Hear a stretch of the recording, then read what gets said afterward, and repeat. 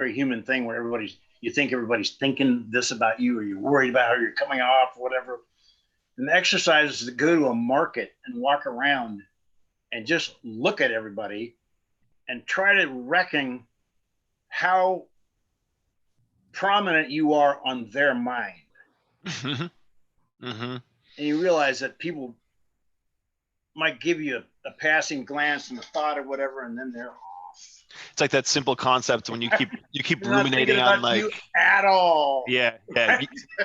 like you do a dumb thing and you keep thinking like everyone remembers a dumb thing I did, but you don't remember any dumb thing anyone else did. Yeah. Exactly. You know, another good one was when you get upset over something, think if you can remember the last 10 times you got upset over something.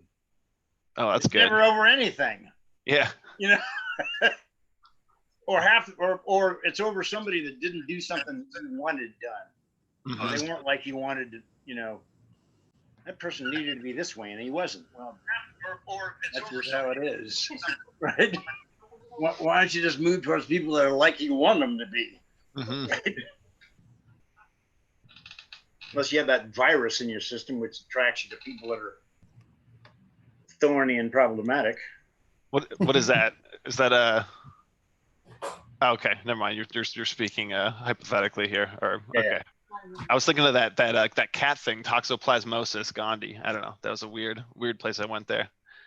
Toxoplasmosis is a thing that was pretty common in South America for a long time. You usually get it from cats, don't you? Yeah, it makes cats or it makes mice less risk averse or something. I think they find that a lot of people that get in like accidents have a higher percentage of people that have toxoplasmosis get into or engage in like risky behavior or something. Well, you can get rid of it now. Oh, I didn't even know that. Oh, yeah. You can also, malaria was a sort of a bedevilment kind of thing because you could never get it all the way out of your system. Now you can. But I heard that. That was good.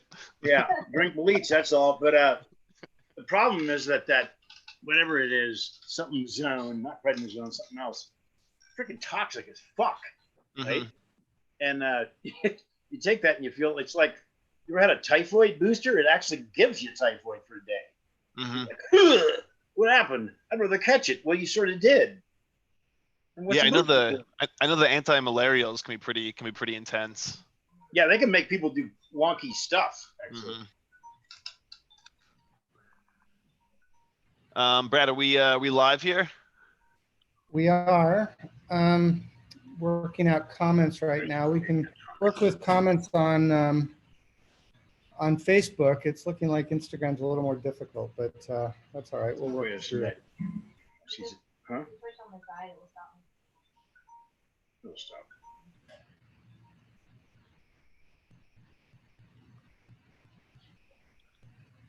Okay, cool. Well, if we got to the audience at home here, hello. We got some folks watching.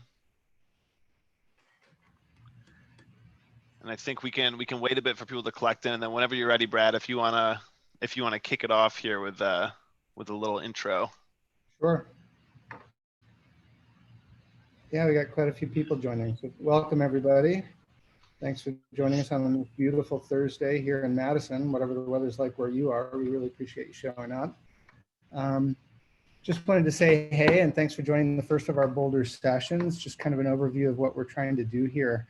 We're living through this really unique time, and we're climbers. I've been climbing 45 years or so, and it used to be you'd take a course and you go out in the woods or go out in the desert and you get on a rope and you might have been gold line and they pull you up, and all the time they're teaching you how to climb. They're telling you stories. They're telling you stories from Antarctic and Arctic explorers. They're telling you stories from Mount Everest. They're telling you stories of these great epics, and these are just things we came up with. And in times of trouble, I always reference back these stories, the stories of Shackleton, the stories of Amundsen and Scott, and they just always speak to me. And one of the stories I've always returned to actually is John's story here, the only blasphemy. It's meant a lot for me for, gosh, I don't know, 30 years. And 9/11, one of the first things I read was the only blasphemy. The height of the recession when things were tight.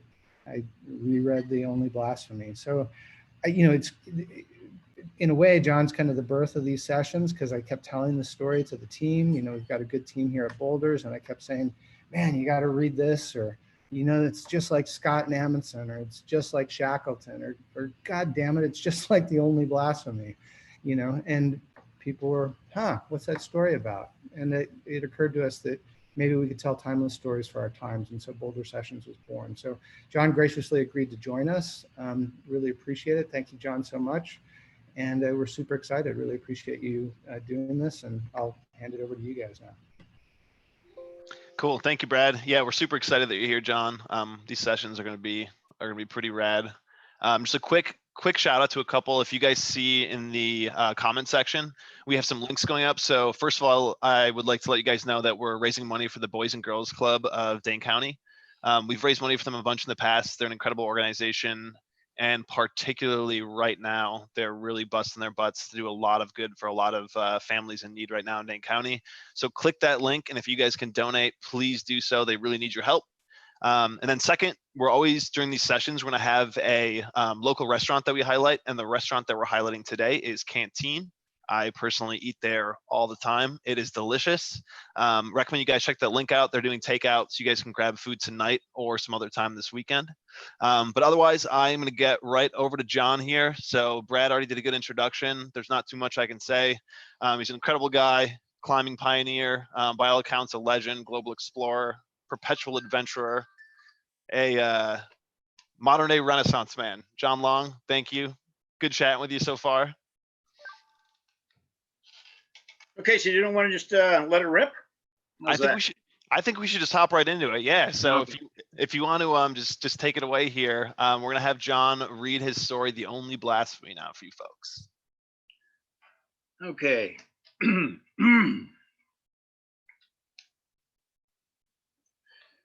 At speeds beyond 80 miles an hour, the California cops jail you. So I keep it down in the 70s. Tobin used to drive 100 till his Datsun exploded in flames on the freeway out by Running Springs. Tobin was a supreme artist, alive in a way the rest of us were not. But time was a cannibal for Tobin, who lived and climbed like he had days or perhaps only minutes before life ate him alive. It came as no surprise when he perished attempting to solo the north face of Mount Alberta in winter. I charge on towards Joshua Tree National Monument, where 2 weeks before another friend had decked while soloing. I inspected the base of the route, wincing at the grisly bloodstains, the tufts of matted hair. Soloing is unforgiving, but okay, I think. You just have to be realistic. Can never stow to peer pressure or pride, soul climbing and all that jazz. At 79 miles an hour, Joshua Tree comes quickly, but the start night drags. The morning sun peers over the flat horizon, gilding rocks shining on the desert carpet. The biggest stones are 150 feet high. Right after breakfast, I ran into John Backer, widely considered the world's foremost free climber. For several years, he's traveled widely in his red VW van, chasing the sun on the hardest routes on the planet. Most all climbs are easy for Backer. He has to make his own difficulties, and usually does by ditching the rope. He dominates a cliff with his grace and confidence, never gets rattled, never thrashes. And you know that if he ever gets killed climbing, it will be a gross transgression of all taste, and you'll curse God for the rest of your life, on aesthetic, not moral grounds. Backer has been out of Joshua Tree for several months now, and his soloing feats astonish everyone. It is wintertime when college checks my climbing to weekends, so my motivation is there, but my fitness is not. Right off, Backer suggests a half dome day. Yosemite's half dome is 2,000 feet high. Call it 20 rope lengths. So we'll have to climb 20 pitches or 20 climbs to log our half dome day. Backer laces up his boots and cinches the sling on his chalk bag. Ready? Only then do I realize it means to climb all 2,000 feet solo, without a rope. To save face, I agree, thinking, well, if he suggests something too crazy, I'll just draw the line. I was the first to start soloing out of Josh anyhow. We cast off a vertical rock, twisting feet and jamming hands into bulging cracks, smearing the toes of our skin-tight boots on the tiny bumps and wrinkles, muscling over roofs on bulbous holds, palming off rough rock and marveling at it all.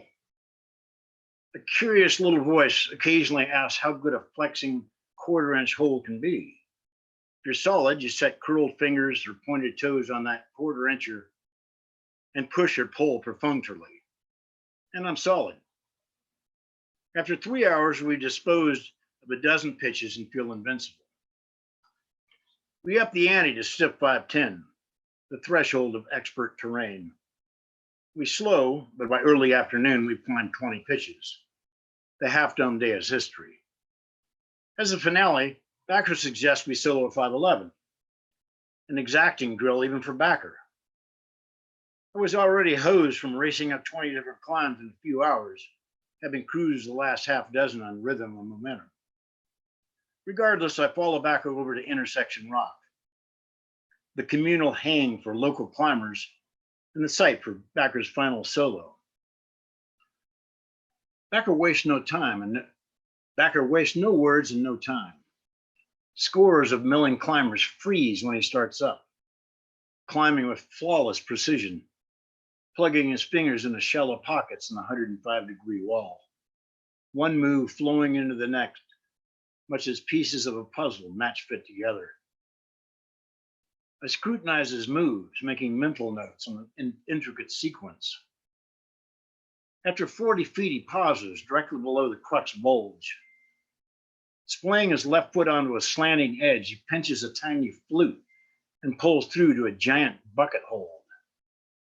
Then he hikes the last 100 feet on a vertical rock like it's a staircase. A few seconds later, he peers over a lip and flashes that candid snicker, awaiting my reply. I'm booted up and covered in chalk, facing a notorious climb, which just now is rarely done, even with a rope. 50 hungry eyes give me the once-over, as if to say, well, that little voice says, no problem, and I believe it. I draw several deep breaths. I don't consider the consequences, only the moves. I start up. A body length of easy stuff in those pockets, which I finger adroitly before pulling with maximum might. This first bit passes quickly. Everything is clicking, severe but steady, and I glide into bone-crushing altitude before I can reckon. Then, as I splay my foot out onto the slanting edge, the chilling realization comes that in my haste, I've bungled the sequence. My hands are crossed up and too low on that tiny flute that I'm pinching with waning power. My foot starts vibrating and I'm instantly desperate, wondering if and when my body will freeze and plummet. I can't possibly downclimb a single move. My only escape is straight up. I glance down beneath my legs and my gut churns at the thought of a free fall onto the boulders. The climbers later cringing at the red stains and tufts of hair. They look up and say, yeah, he popped from way up there. That little voice is bellowing, do something fast. My breathing is frenzied while my arms, gassed from the previous 2,000 feet of climbing, feel like concrete. Pinching that little flute, I suck my foot up so as to extend my arm and jam my hand into the bottoming crack above. But I'm set up too low on that flute, and the only part of the crack I can reach is too shallow. Accepts but a third of my hand. I'm stuck, terrified, my whole life focused down to a single move.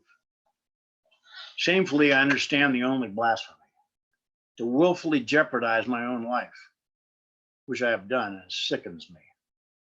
Then everything slows as though preservation instincts have kicked my mind into hyper gear. In a heartbeat, I've realized my desire to live, not die. My regrets cannot alter my situation. Arms shot, legs wobbling, head on fire. Then fear burns itself up, leaving me hollow and mortified. To concede, to quit would be easy. The little voice calmly intones, "At least go out trying." I hear that and plunge my hand deeper into the bottoming crack. If only I can execute this one unlikely move. I'll get an in-cut jug and can rest on it, jungle gym style, before the final push to the top.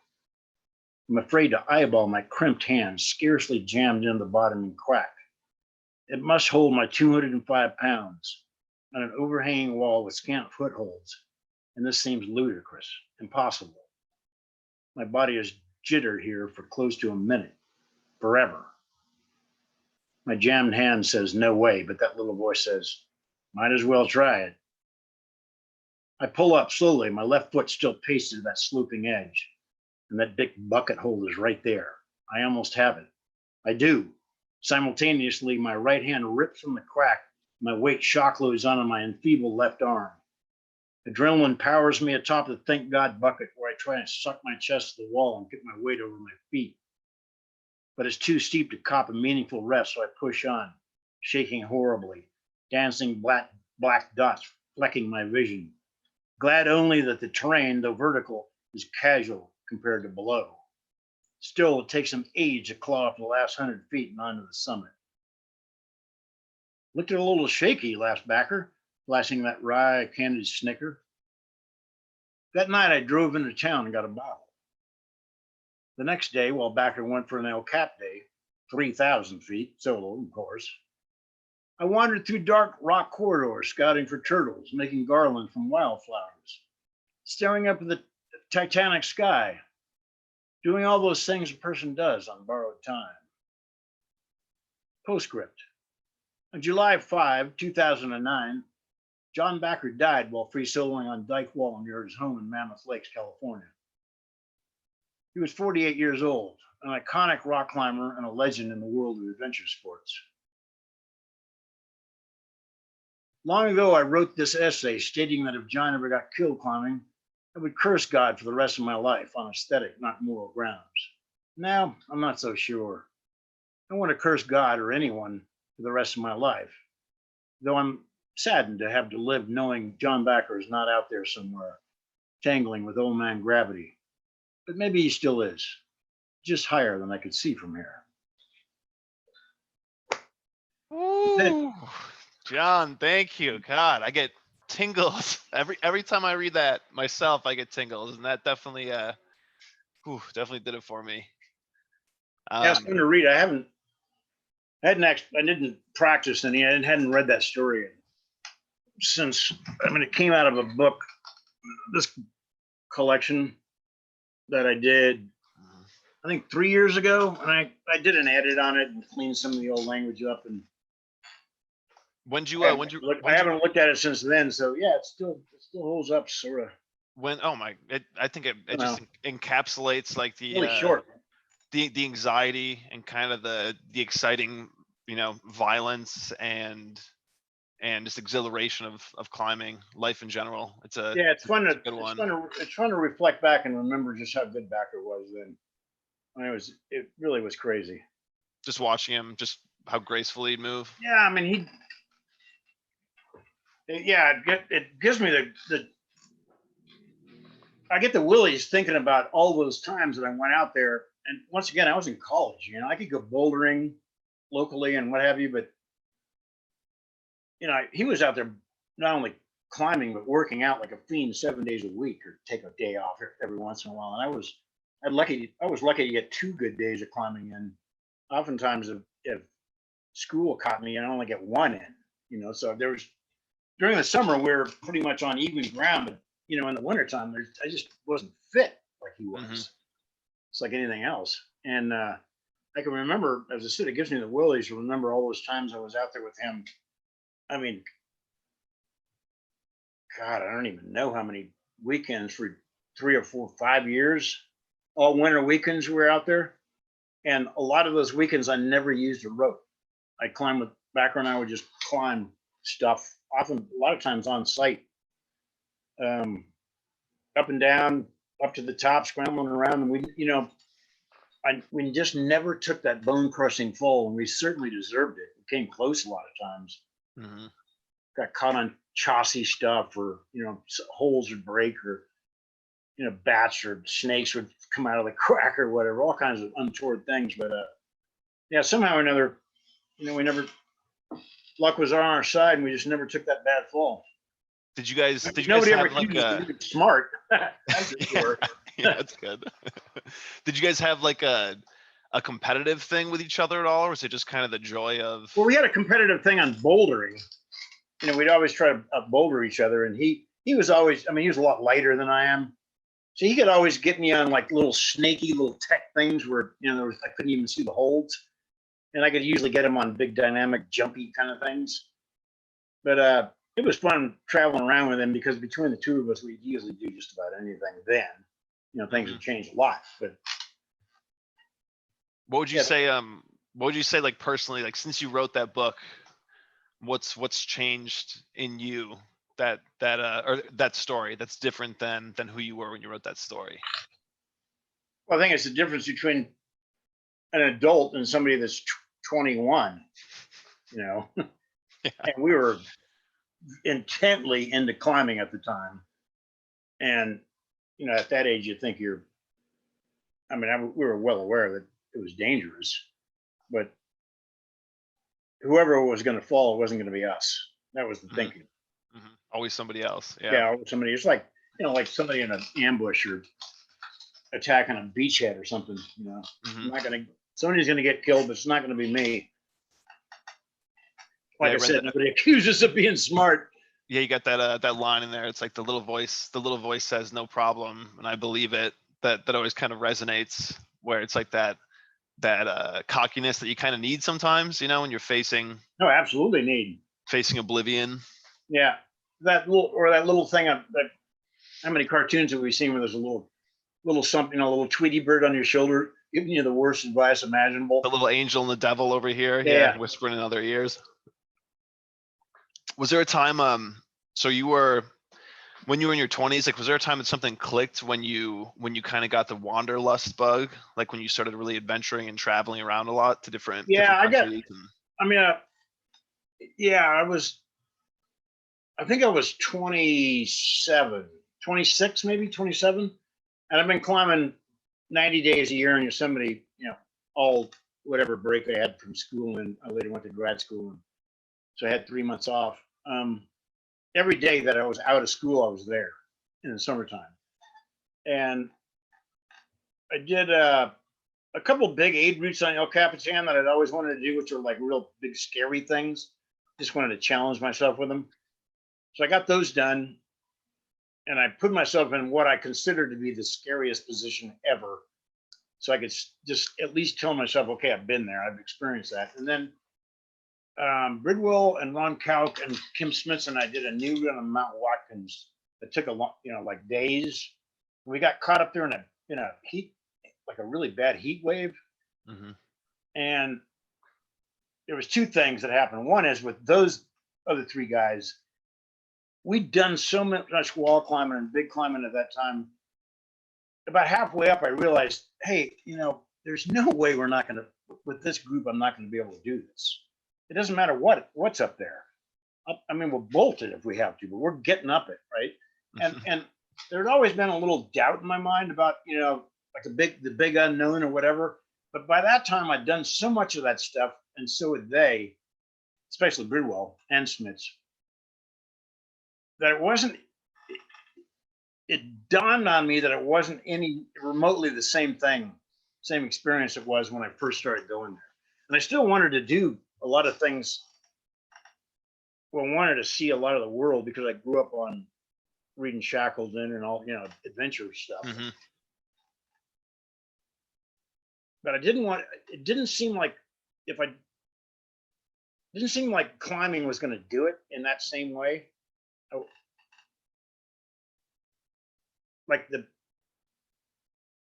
The great thing for me early on was encountering something that was entirely unknown. Mm-hmm. Like I just didn't know. I had no idea what the mm-hmm. outcome was going to be, or whether I could manage it or whatever. It was just so electrifying being in those situations. They were scary, but somehow or another, I got used to being that scared and sort of liked it. There's probably a pathological name for that. Sure. Yeah. But yeah. I still wanted to do a lot of adventuring, and I looked at the normal track that climbers like myself had done. And most of them went into doing high mountain, big mountain stuff, or went to the big mountains. But it seemed to me, one is I grew up in Southern California, desert area, born in Indio, hot as hell, and I always liked the heat, and I never liked the cold, and I never spent any time around it. Right? I was always doing like warm weather stuff, and so the idea of doing more climbing, and two, going someplace where I'd freeze my ass off, it just didn't have a great appeal to me. Right? Yeah. And by that time, I'd gotten sort of involved in doing TV production and stuff, and I'd gone to the North Pole and Ellesmere Island and Beavan Island. I'd done some other, some pretty significant expeditions by then. And every time I went to the cold, I couldn't wait to get out of it. So the mountaineering thing didn't appeal to me. So I started looking for other things to do. And that's when we started doing jungle trips or, rivers and, all of that stuff.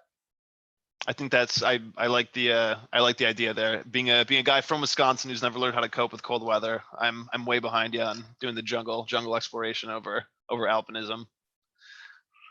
Personally, had another question. Are there other stories that you've written that you'd like to read, or that you'd encourage our viewers here to check out, like some other stories that they might not know about? Some ones that that personally really resonate with you. Well, it's hard to say. A writer's always the worst judge on their own material. Yeah, right. I could say this. There's a story that I'd done about the first time base jumping was filmed for national television. I organized that. We did it over in Norway, like a long time ago. I was really, really young, mid-20s, and that didn't turn out very well. And I had to go back to Norway like 30 years later and meet everybody. And so there's a story that came out of that called Ripcord, and that story was one that sort of caught fire and was translated and appeared in a lot of places, and it was just recently put up on the Rock and Ice, I think yesterday.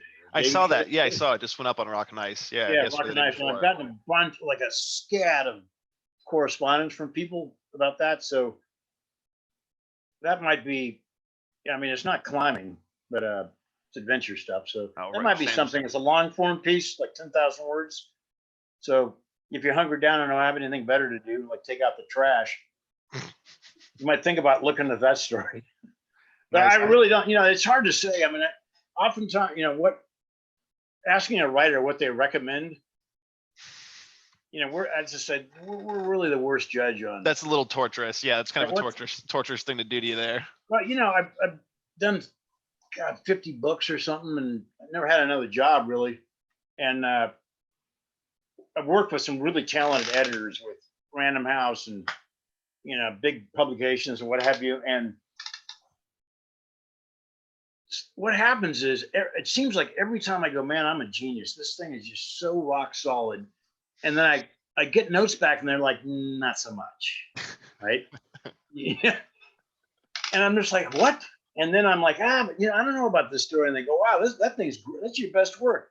So I'm always turned around on what, the things I like might have made sense to me, and they were fun to revisit when I wrote them or whatever. That whether they ended up being a narrative anybody liked or not, that's that's part of the journey, though. I guess it's a personal journey, when you're an author. Like I think it's a nice frame to come from, writing for yourself. And if other people enjoy it, then then good on them. Yeah, one of the interesting things about like the writing process is the more I teach a couple symposiums a year, and have taught over the years a little bit. And one of the interesting things, like paradoxical things about it is, there's no question I've learned a ton, over the last, whatever decades of doing it. But whenever I feel like I know what I'm doing, what it really means is I'm falling back on old patterns or habits or things I know that work. I'm not really trying anything new. And that's always the challenge and the fun of doing it. And granted, I have to keep it within some parameters. I have some idea about what I'm doing. But when I feel like I'm not really sure how I'm going to do this or what I'm doing, that's usually when it ends up being, coming out more better. Yeah, that's good. Yeah, being in that, kind of getting out of the comfort zone and getting into the tension zone. Are you writing anything right now? Oh yeah, always. Yeah, I got a couple things going on. I saw some. I mean, I know that some people, like right now during quarantine, I've personally found it like a little tougher to even engage in reading right now. Like I've been wanting to be creative. Have you had any like writer's block or any stutters due to this quarantine thing? No, I've always done a couple different kinds of projects. Well, basically 3 things I like to do, which are fiction and, things that have nothing to do with adventure writing. Probably what I do most of that. And then there's the adventure kind of stuff. And then there's also tech writing, which, I've done a bunch of how-to books and what have you. And those are, I mean, they sold millions of copies. So I have to periodically revise those, and just to keep up to date, because little tweaks in equipment and little things change, and so you have to go through them. And chances are I'm going to have at least 2 of those kinds of projects going at any given time. And if I feel blocked in doing narrative writing, I can always go to tech writing, because I can do it back and forth. Yeah. I like the. I always have some project where I can't make myself believe I can't do it. Right. That's good. Yeah. And so after, and the other thing is, when that's what you do, you develop out of necessity, out of survival. You develop a work ethic of, it's just like any other job. I just do it. I mean, I've always, not always, but most of the time I've tried to be a freelancer, but it isn't really freelancing.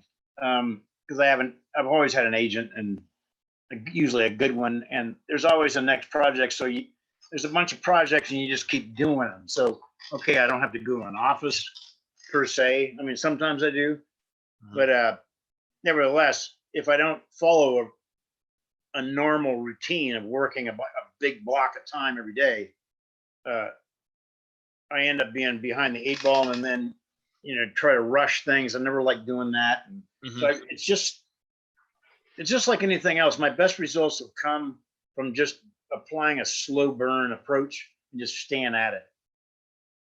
Yeah, not having to binge at it too often, but just stay steady with it. Yeah, like that's working out or for a lot of stuff. Learn how to dance or whatever. We had a question from someone that said, what do you think about climbing these days? Like how things have changed, like a hyper focus on training or like comp style climbing? I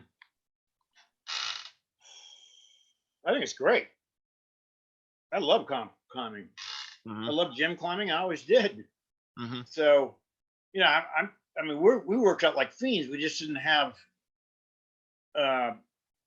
modern knowledge, modern technique, we didn't know what we were doing. I mean, I was originally wanted to be a pro football player, and I was on that track. So most of my workouts came from, sports stuff. And now, there are hangboards and, periodic stuff. I mean, they really have it dialed. So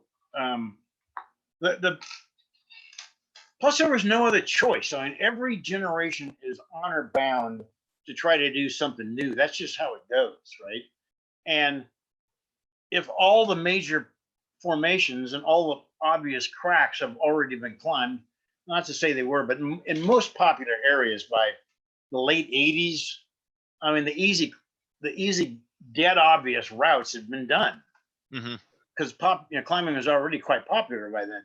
So there wasn't, if you wanted to do new stuff, there wasn't anything else to do but sport climb, right? Or start projecting big walls or whatever. Mm-hmm. But usually the people that did that knew projecting from sport climbing. So, sport climbing was the only option that was really available if you wanted to do new rock. And once wrap bolting and all the rest of it, basically working routes, became sort of de rigueur, that opened up, look at how many great climbing areas we have nowadays.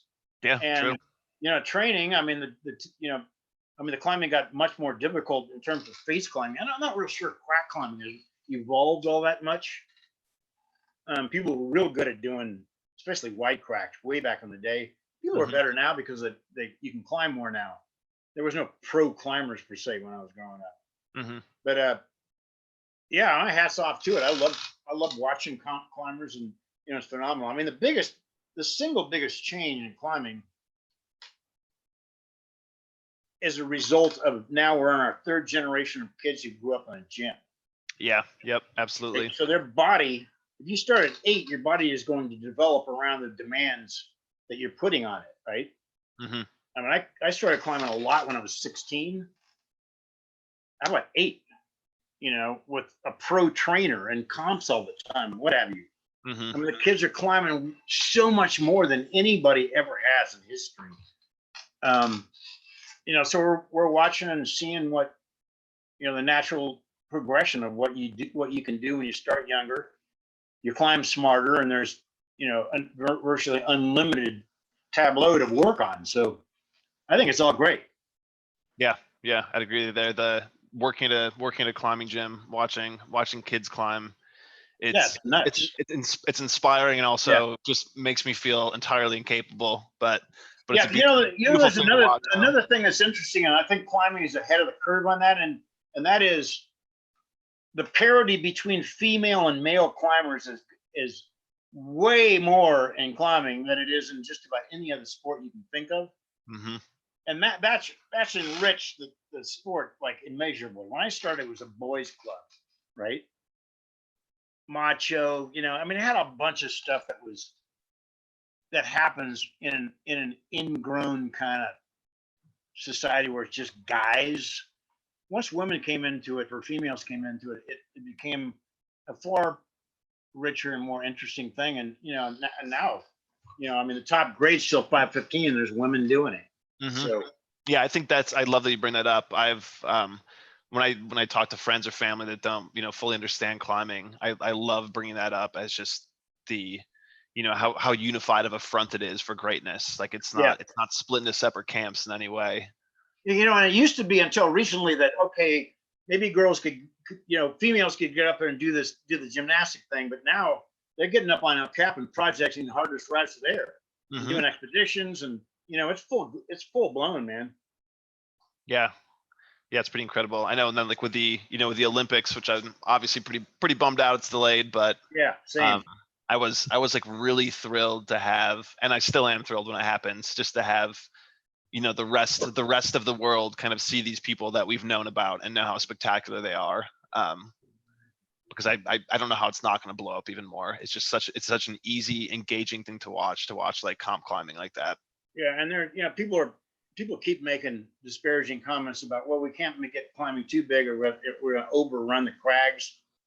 You go out to Joshua Tree, and all you have to do is hike for 5 minutes. You're not going to see anybody. I mean, if you go to the same haunts, maybe, but if you mind your, if you look for just to go just a little bit off the road, it's like that in a lot of areas. Mm-hmm. There's so many sport climbing areas now. And the wilderness areas.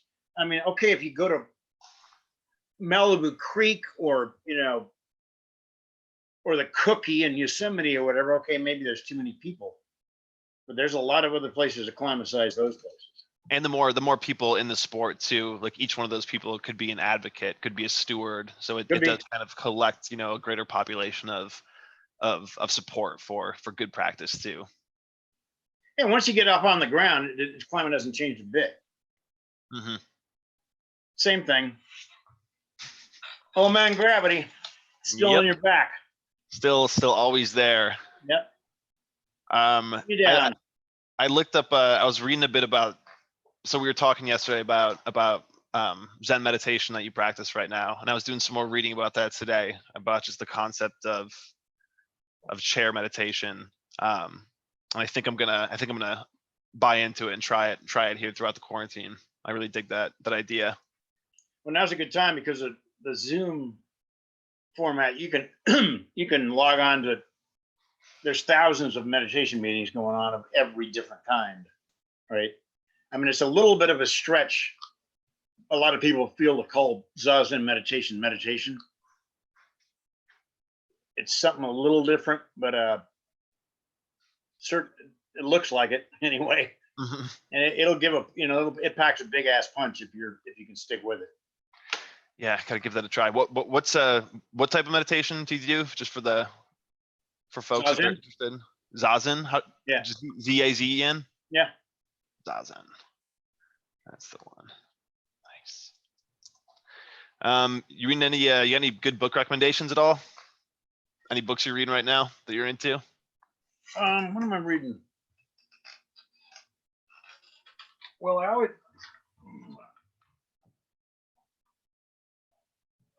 always got some kind of esoteric book going, and but the one I just started is a Rene Dalmal book called Mount Analog.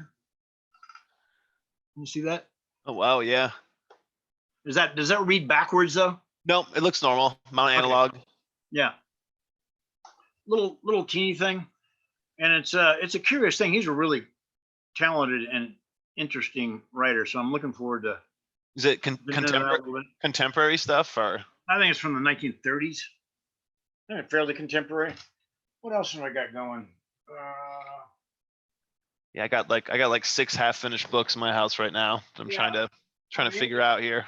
The other 2 books I'm working on are this thing called Cold Mountain. Cold Mountain, like the movies, it's the Civil War thing. No, it's a classic Zen text. Oh, And then nice. I have a book of Wallace Stevens, incomprehensible Wallace Stevens poems. I'm sort of trawling around through. But that's what I got going right now. Nice. We got a question from someone that they asked. So, did you have any mentors, like getting into climbing or adventure? Are there any people that like really, really kind of are solidified in your mind as being the gateway into? Yeah, well, I had two big ones. The first one was when we first started. It was Rick Akamozo, Richard Harrison, and myself. We all went to Upland High School, and we started climbing at a place called Mount Rubidoux, which is nearby.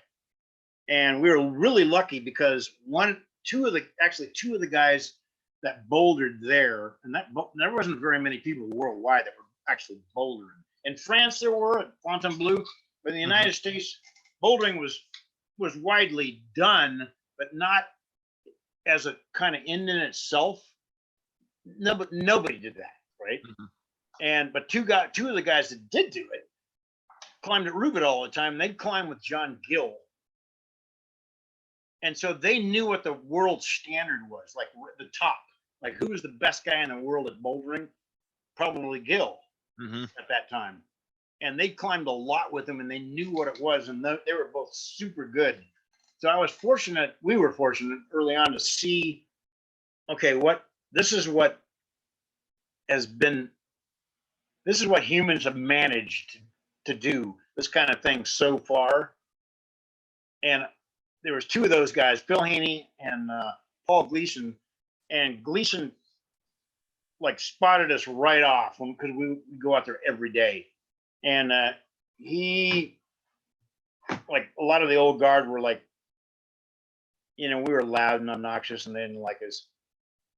But Gleason really did. And he showed us everything that he could for over a period of a couple of years. And our learning curves just got vertical right off.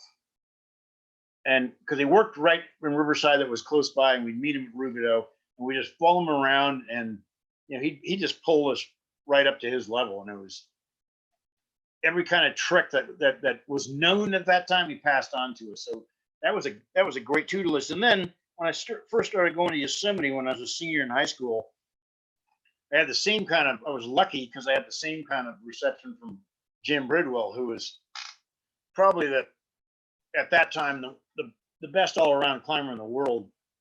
And he had massive projects and super ambitious guy. And there was probably half a dozen of us that came from all over the place, and we just became sort of Bridwell's dudes. And so right from the day that I got there in Yosemite, I was climbing with them. So those two guys, Paul Gleason and Jim Bridwell, were super influential in showing me, yeah, you have to have good mentoring. Did you go to, when you went to Yosemite, did you have intention of meeting up with Jim, or did you happen to meet up with him? I had an intention of trying to do as much as I could do, but I didn't have any idea how to do it. I knew all about Bridwell, and he was like the first guy I met when I walked into camp. He looked at me right off and he said, he goes, hey, where are you staying? I go, I don't know. I just got here. I didn't know who it was, right? And he goes, well, what do you want to climb? And I said, and I knew what I wanted, because the hottest guy at the area that I came from, Suicide and Toxins Rock, was Bud Couch. And I knew from something he told me that a couple of weeks before he'd been to Yosemite and tried to do the left side of Reed Pinnacle, which is this ghastly, slippery off-width, and he couldn't do it. And I go, I want to do the left side of Reed Pinnacle.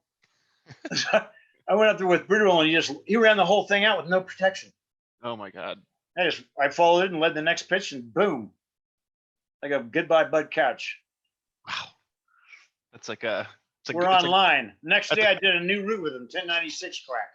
So, from then on it was, and then I went on to do all kinds of different crazy shit with him. Went down to Venezuela, rappelled down Angel Falls, watched across Borneo.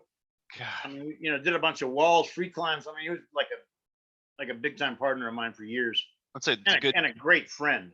Good dude to show you the light. Yeah. Oh yeah. And he was quite a bit older, so he was almost like a father figure in a lot of ways. Have you been out to Devil's Lake ever? Any areas? I went once. What'd you think? you could be fully honest. Yeah, it's terrific. I just did the easy stuff. I was there on a film shoot, and I just got away for a day. Mm-hmm. But I think the thing that I think, I'm sorry. Did you say Devil's Lake or Devil's Tower? Devil's Lake. No, I never went to Devil's Lake. I went to Devil's Tower. Devil's Tower. Okay. Yeah, sorry. Okay. Yeah. Little bit taller, slightly different. Yeah. The thing about Devil's Lake, I always wanted to go to it because it supposedly had sort of off-vert tech thin stuff, right? Oh yeah, and I mean, grew up doing that, so I would have loved to have gone there because I was sort of jiggy with that kind of climbing. But Devil's Tower, the thing that always blew me away about that is that crazy ass guy that parachuted onto the top of it. That was the first. No idea about how he was ever going to get off. And they got Fritz Weissner or something. Yeah. I think that was the first person. What to is do the guy thinking? I don't know. I remember reading. Jump off again? Reading with that story too. I think he brought up like a rope that he's supposed to be able to wrap down with, but the rope fell off, and then they couldn't bring up anything up to him. And I remember like reading that story when Weissner and the guys they peeked their head over to make sure he wasn't crazy before they topped out to make sure the guy wasn't going to go nuts. Yeah. But yeah, it's a good one. Do you have this is kind of a deep, profound question, but do you have 3 life lessons that you could share with climbers or athletes today in general? Things that have worked well for you?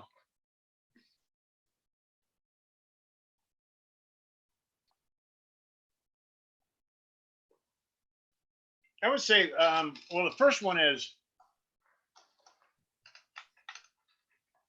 I was always, not always, but most of my climbing career was performance based, so it was real important to try to do as hard stuff as I could do.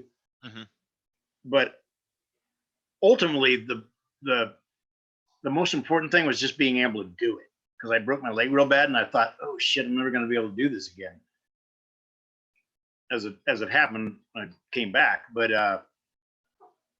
now with the virus thing, I'm hangboarding and what have you, so getting some of the old thunder back, and it's going to, I'm looking forward to trying some harder stuff as soon as this thing's over. But yeah, just recognizing that the greatest joy is just climbing. It doesn't necessarily have to be hard, because in the end, that's what you're going to remember is just doing it. The other thing is the friendships you build in climbing are great. And so, don't forget those. And last, it is an outdoor activity. And that's what most people that climb outdoors, that's what they really are. First and foremost is outdoor people. Mm-hmm. And if you appreciate that about your own experience being an outdoor person, because most of the climbers I know, like now, in fact, all of them that I know that are really dyed-in-the-wool climbers, what they're dying to do is go out and go hiking, go to the beach, go be outdoors, right? Mm-hmm. And that's the love that generates or accrues in your system over time. You think you're focused on the next move, but really what you're outdoors, right? And without when you're not looking, the outdoors becomes a really big part of your life, and which makes the preservation and ecology and access fun, makes that stuff all the more important. Yeah, absolutely. That I don't know. All resonates. Whatever that's worth. That's been my experience. Yeah, I think often, when I go on climbing trips, of course I remember like the individual climbs, but so much more I remember like, the days spent with friends. I don't think about the failures as much as just kind of the joy of like, being outside with buddies. Really can't be beat. I think that's probably as good a spot here to end it. That was beautiful advice right there, John. I appreciate that. Well, thanks for having me. It was a fun thing to revisit that story. As I said, I hadn't read it in years, or a few years anyway. No, that was great. I've introduced a handful of friends to that story, and it always stirs some emotion for sure. What's your newest book, Stories from the Dirt? Right? No, I got another one. Where is it? Oh, that one's from Stories from the Dirt. Yeah, I had this one come out like a couple of months ago. Oh yeah, Little Book of Outdoor Wisdom. That's me right there. Jeez. Like I said, no one accused me of being smart. It's a damn good picture though. It's worth being a little dumb to get a picture like that, maybe. Yeah, it's fun. Anyway. Well, if you guys, so anyone watching, definitely grab some of John's books. Good reads, good time to focus on some adventure right now. Yeah, and if you're short of money, just go to log on to and you want more reading, just log on to the Rock and Ice website, and there's a long form story there called Ripcord, and that's been pretty well accepted and seemed to work out pretty good. You might find that in there. Oh yeah, I'm gonna read that one. I got that email just yesterday. Also, guys, we have I think we have links up on the live channels right now to a T-shirt that we designed to kind of commemorate John's story, and that is available for purchase. We're gonna send you a couple too, John. Get a couple. That's very mighty big of you. Oh yeah, they were cool shirts. We're pretty proud of them. I'll have to give you a mailing address. Yeah, we can grab one via email and send you get you sized up and send some over to you guys. Otherwise, if you guys haven't donated yet to Boys and Girls Club, recommend you do that as well, please. We have the link on our website. Next week for our next session, we have speaking of cold alpinism, we have Kitty Calhoun next week on Thursday. Yeah, who's an incredible alpinist. So we're really excited to talk to her. Otherwise, John, thank you so much. You bet. It's been great chatting with you. Good meeting you. Take care. And hello to my daughter Marjorie if she's watching. I think she is. Beautiful. Love it. She's in Buenos Aires working on a big oil project. So Marjorie, love you. Ciao. Beautiful. Take care, John. Thank you.